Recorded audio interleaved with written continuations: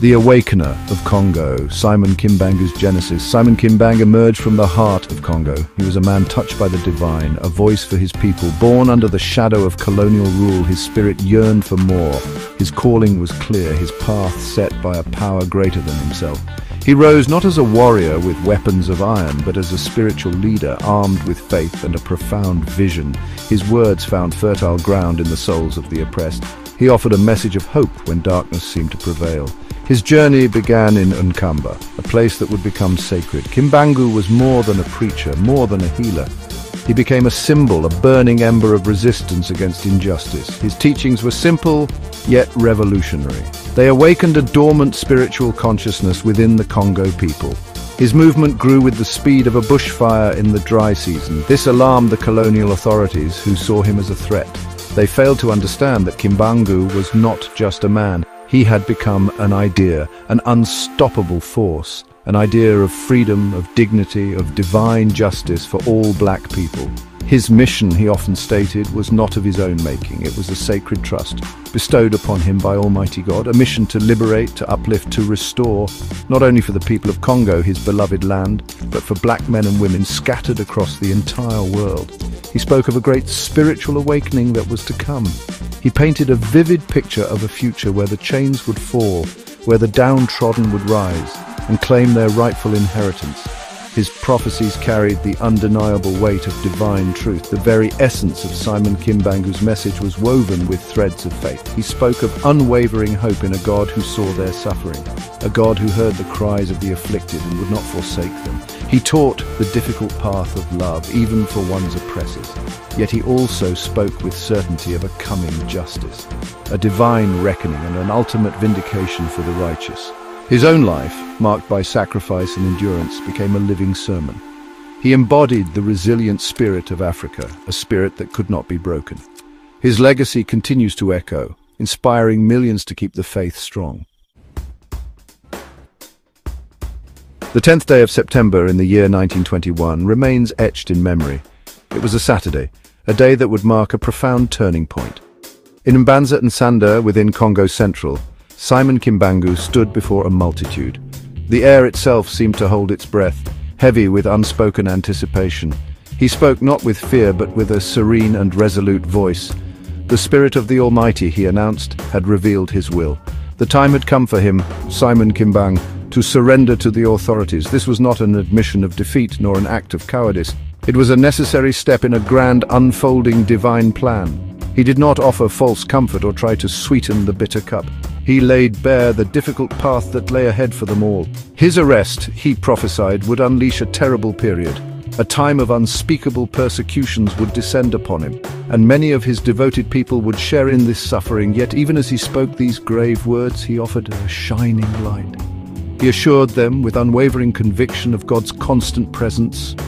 The Spirit of our Almighty God, Mpeve Yabatata Nzambia Mpungu Tulendo, would never ever abandon them. Their deeply rooted faith would be their unyielding shield against the storm.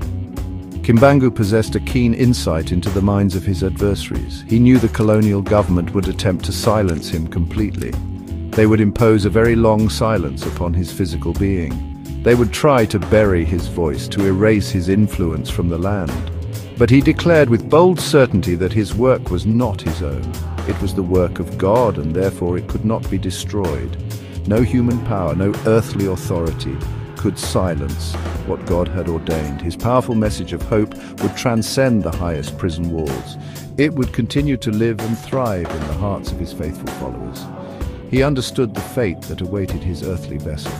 His physical self, he acknowledged, would face deep humiliation and pain. He would endure untold suffering at the hands of the colonizers. These were the people of the world of darkness, he called them. But his spiritual person, he proclaimed with strength, would remain indomitably free. His spirit would wage a relentless battle against all injustices. It would tirelessly combat the forces that sought to oppress his people. His decision to surrender was, in truth, a profound strategic maneuver, a calculated move in a far greater spiritual war for the soul of Congo. The prophet's words soon manifested into a grim and painful reality. Simon Kimbangu was arrested, subjected to a mockery of a trial, and sentenced. His sentence was harsh death, later commuted to life imprisonment. A wave of severe repression washed over his followers. Their sacred gatherings were forbidden, their leaders hunted down. Their steadfast faith was tested in the crucible of persecution. The colonial powers, gripped by fear, sought to extinguish the Kimbanguist flame. They dreaded its remarkable power to unite, to inspire, to awaken. The terrible period was no longer a prophecy, it was their lived experience. Yet through all the darkness, Simon Kimbangu's spirit remained unbroken. He was confined to a distant prison far from his beloved Nkamba. He endured decades of isolation, hardship and physical suffering. But just as he had foretold, his spiritual essence continued its fight. His example of unwavering faith in the face of unimaginable adversity became a legend.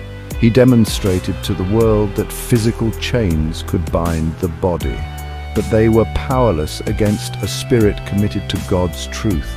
His resilience became a beacon, a source of strength for his people.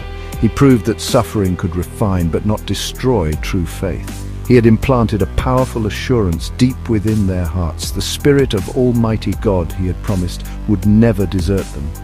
This divine promise became their steadfast anchor in the raging storm. They clung to his words, his prophecies, his unwavering example. They believed with all their being that their suffering was not meaningless. It was an integral part of a larger divine tapestry, a plan that would ultimately culminate in glorious liberation. This profound faith sustained them through long, dark decades of trial.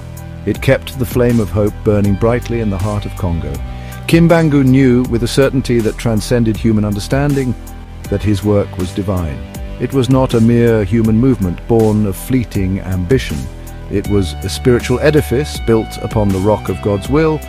Therefore, it could not be dismantled or destroyed by human hands. The colonial authorities could, for a time, silence his physical voice. They could imprison his body, hoping to break his influence.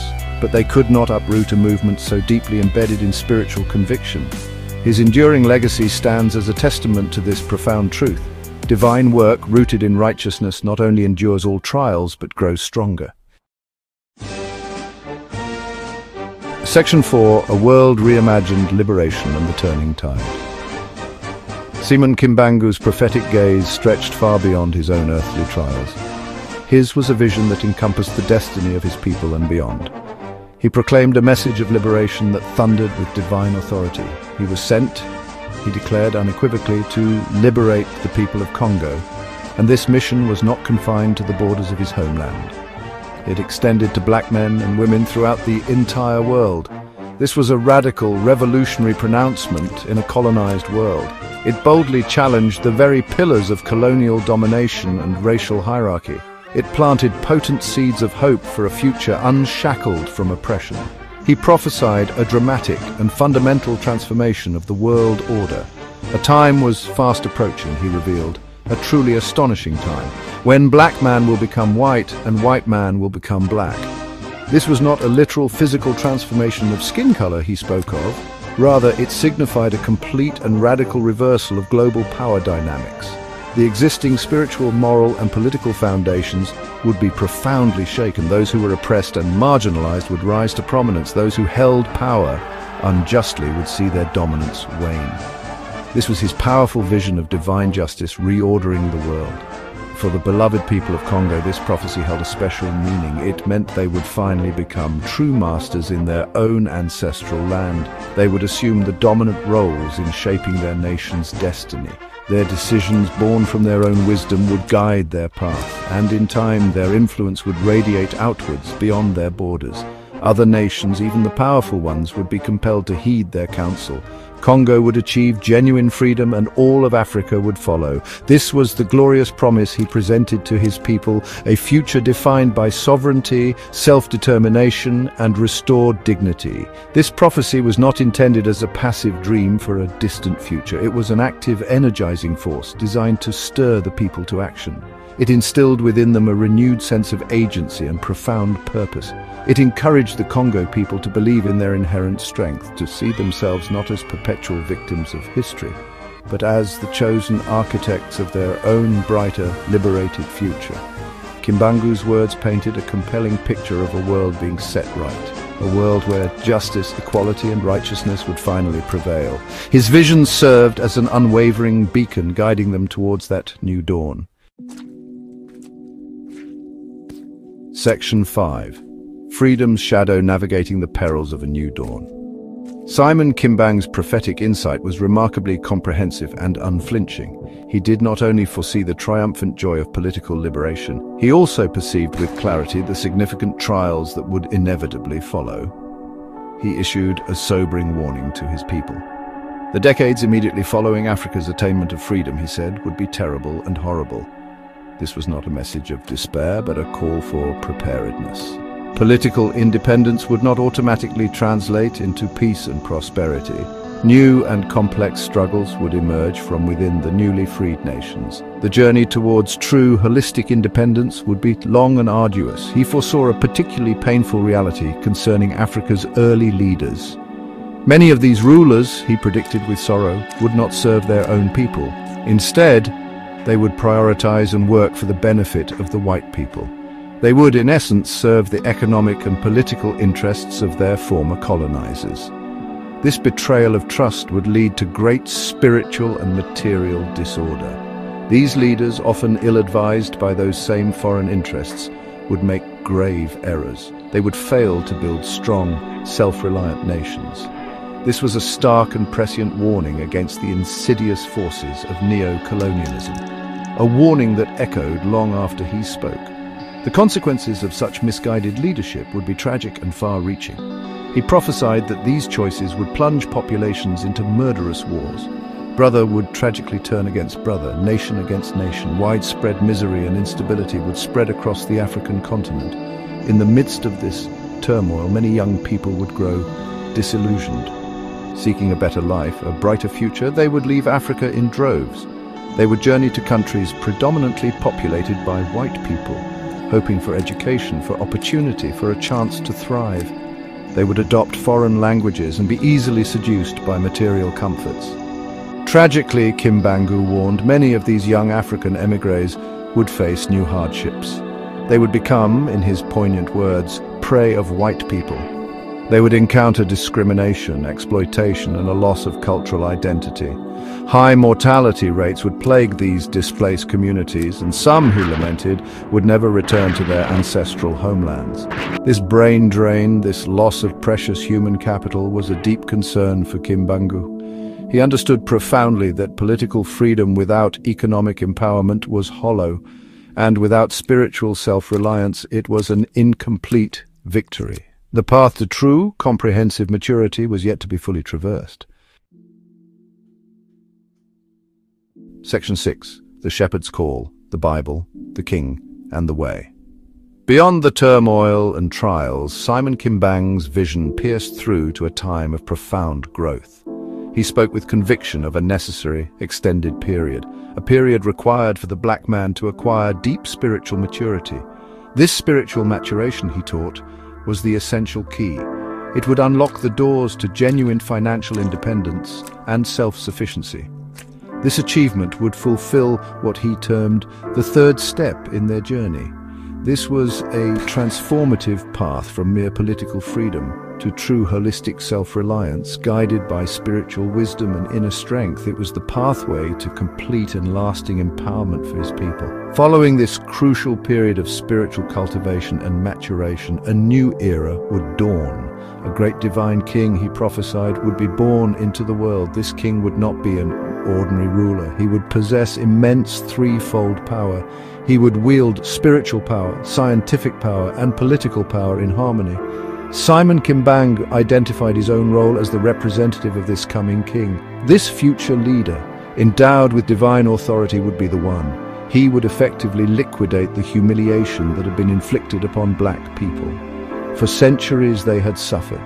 This king would restore their honor. He would re-establish their rightful and dignified place among the nations of the world. Amidst these grand sweeping prophecies of future glory, Kimbangu offered vital, practical guidance.